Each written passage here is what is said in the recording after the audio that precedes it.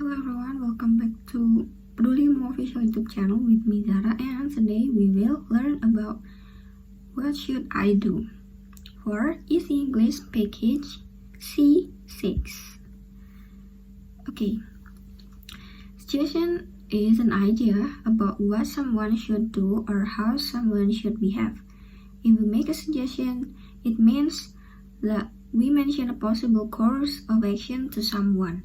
Jadi, suggestion atau saran itu adalah sebuah ide tentang apa yang seseorang harus lakukan dan bagaimana seseorang harus berperilaku. Ketika kita memberikan saran kepada orang lain, itu berarti kita memberikan sebuah cara atau aksi yang bisa dilakukan oleh seseorang yang kita berikan saran. Nah, di sini ada asking suggestion, giving suggestion, and how to respond. For the first one is asking suggestion. We can say, what should I do for her? And what do you think he should do for her? Should he come to the party? Do you think he ought to call the boss? Do you have any suggestion for me? Any idea? And etc. Itu adalah contoh dari kita meminta saran kepada orang lain. Dan yang kedua ada giving suggestion, yaitu kita memberikan saran kepada orang lain. Yang pertama, you should buy this car. Jadi ini adalah contoh yang pertama, kamu harus membeli mobil itu. Nah, contoh should ini bisa digunakan untuk semua, even itu first person, third person, atau yang lain. Jadi, for example, you should, he should. And kalau itu sesuatu yang negatif, bisa dibilang tidak. Jadi suggestion-nya itu memberi saran untuk tidak melakukan sesuatu, bisa menggunakan shouldn't. For example, no, she shouldn't. She should not come to the party, and etc. You can read it by yourself. And then how to respond the suggestion. The giving suggestion. How to respond. The first one is, for example, you're right, or I agree with you. Or if you disagree, you can say I disagree with you. I think so, and thanks. It sounds great. That's a good idea, and I don't think it's a good idea. Itu adalah contoh-contoh responnya untuk menerima atau tidak menerima sebuah saran. Okay, generally we use some terms and patterns to give suggestions such as should, ought to, why not, why don't, how about, what about, let's, and could, or should. Nah, ini ada formula atau rumus yang bisa digunakan untuk membuat suggestion dalam bentuk positive form, yaitu subject plus should plus verb 1 plus object and adverb. Adverb itu digunakan jika membutuhkan. Jadi kalau misalnya nggak butuh adverb, nggak usah dikasih, nggak apa-apa. For example, you should buy this car. You sebagai subject plus should and buy itu verb 1. This car itu sebagai objek, dan ini di kalimat ini tidak membutuhkan adverb. Kalau yang kedua, you should come to my house every day. Kamu harus datang ke rumahku setiap hari. Di sini ada adverb-nya, adverb yang menentukan, adverb yang menyatakan keterangan waktu, yaitu every day. And for negative form, the formula is subject plus should not or shouldn't plus verb 1 plus object. Nah, di sini sebenarnya sama yang positif tadi. Perbedaannya adalah kalau di sini should-nya itu ditambahi not karena ini adalah bentuk negatif, dan shouldn't itu adalah singkatan atau bentuk pendek dari should not. For example, you should not buy this car, or you shouldn't come to my house every day. Selanjutnya ada interrogative form. Ini buat menanyakan saran kepada orang lain. Di interrogatif ini, should itu ditaruh di depan plus subject plus verb 1. For example, should she come to the party? Or should I buy this car? Kayak gitu. jika kita mau menggunakan auto, kita bisa menambahkan formulanya seperti yang should tadi, itu subject plus auto plus verb 1 plus object plus adverb.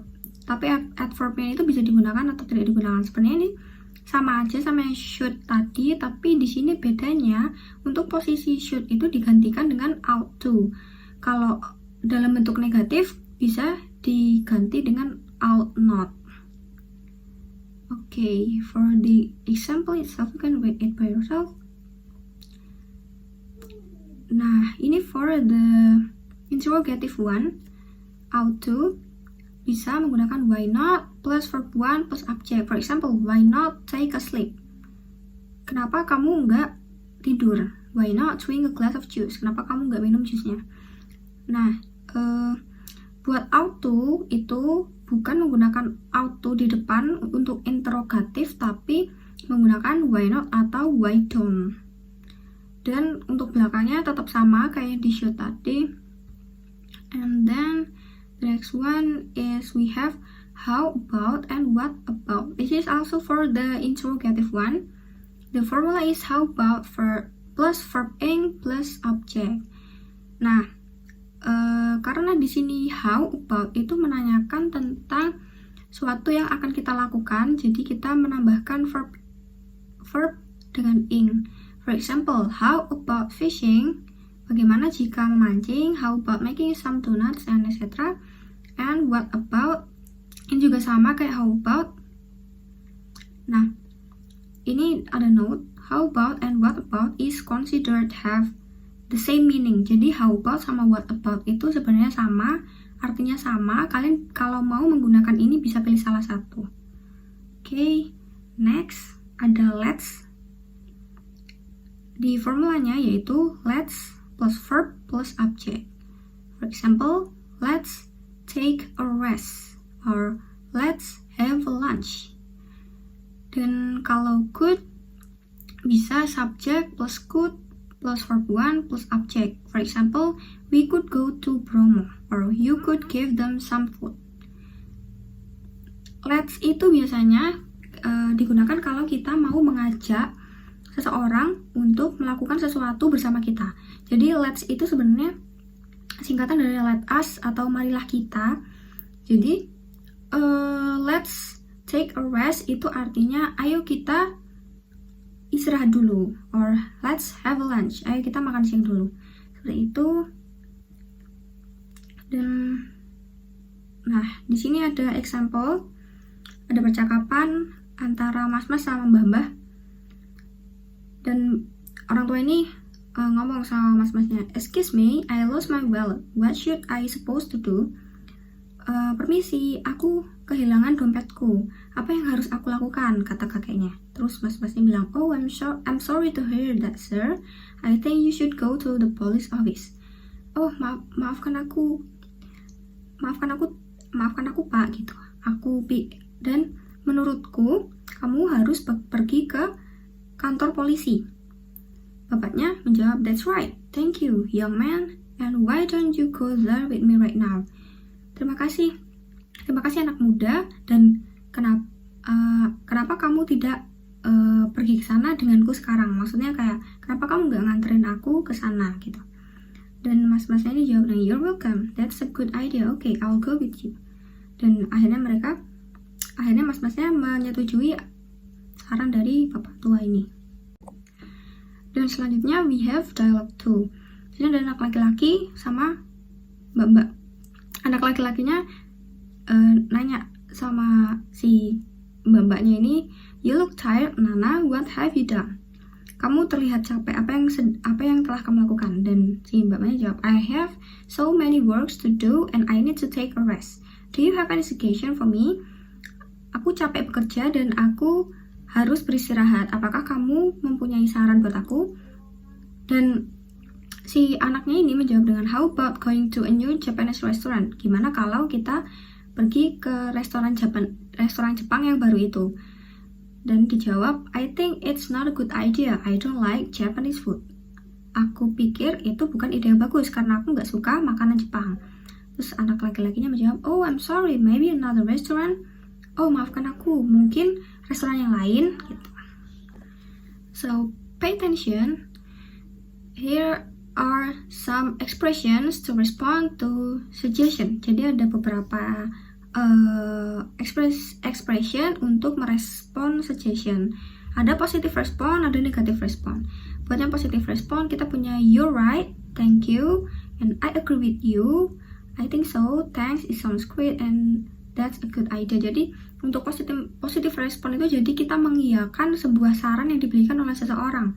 Sedangkan untuk negative respon itu kita menolak saran dari orang yang memberikan saran kepada kita.